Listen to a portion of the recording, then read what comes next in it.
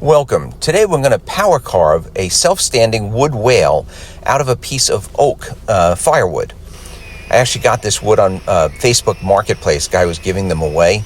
I used a chainsaw just to cut it to length, and then I used a little hatchet and a rubber mallet just to debark the wood, so I had a clean slate to work with. The main tool for this job is going to be an angle grinder with one of those wood grinding wheels on it. These things, really move a lot of material quickly. You have to be careful with them. Always keep two hands on that grinder. It will rip into flesh if you give it the opportunity. But if you control it with two hands, it's a really cool tool to work with. So the first step was just to clean up the log. Got off all the remaining, bark, any of the soft material. And then I actually sketched out the whale that I wanted to make on a piece of paper first, and then I just used the black magic marker and I traced that. And I'm going to use that grinder. I removed a couple pieces with the chainsaw, but really the majority with the grinder. I'm just going to grind away everything that's outside of those magic marker lines. And as I grind, I would then repeat it. Now this is going to be a top view. So I sketched out the profile, and again, I'm going to grind everything that's outside of those lines. And I do that to the point where I can start actually shaping and rounding over, the shape of the whale.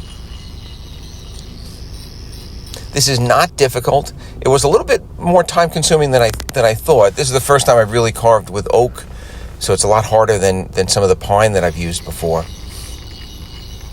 But the same process. You just take your time. I made a lot of sawdust in the driveway. My wife was not thrilled. And very quickly, it really starts to take shape.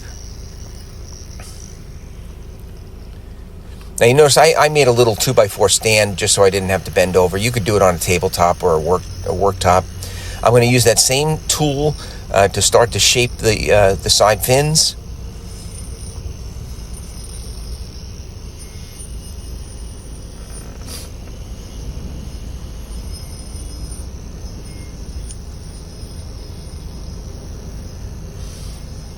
And then after I'm all done with this tool, which really leaves some deep scratches or marks or grind marks, I'm then going to go to a flap sanding wheel, an 80 grit flap sanding wheel. I'll go over the whole whale with that, and I'll remove all of those deeper grind lines.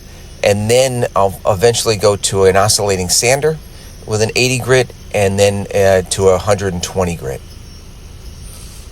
And the deep grind lines really clean up pretty quickly with a flap sanding wheel on the same angle grinder.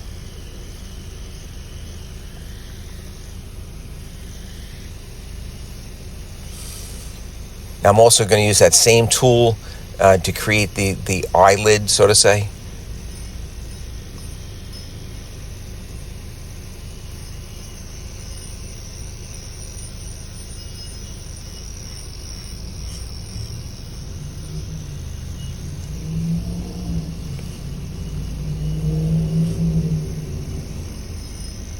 This is one of those things none of this is difficult.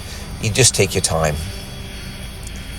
So now I'm with an oscillating sander and just using an 80 grit going over the entire whale, getting rid of all of those deep grind lines. I did end up using a little Dremel grinder in order to carve out the eye.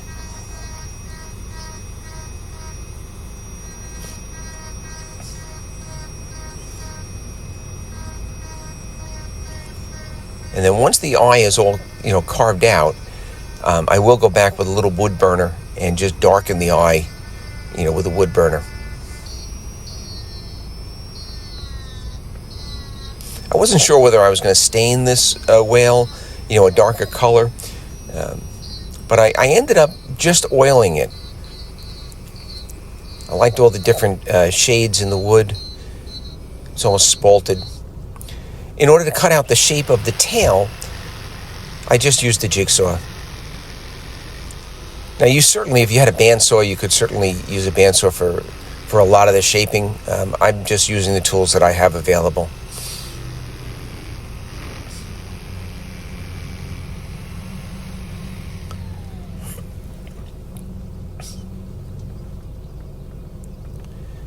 And the final step here, I'm just using a cutting board oil. And I'm going to give it a few good coats of the oil, rub it in, let it soak up, and hopefully that will prevent this oak from cracking too much over time. Probably will have to re-oil it, at least yearly. And this is the finished product. Three-dimensional self-standing whale. I am going to make a little stand for it. Hope you enjoyed the video.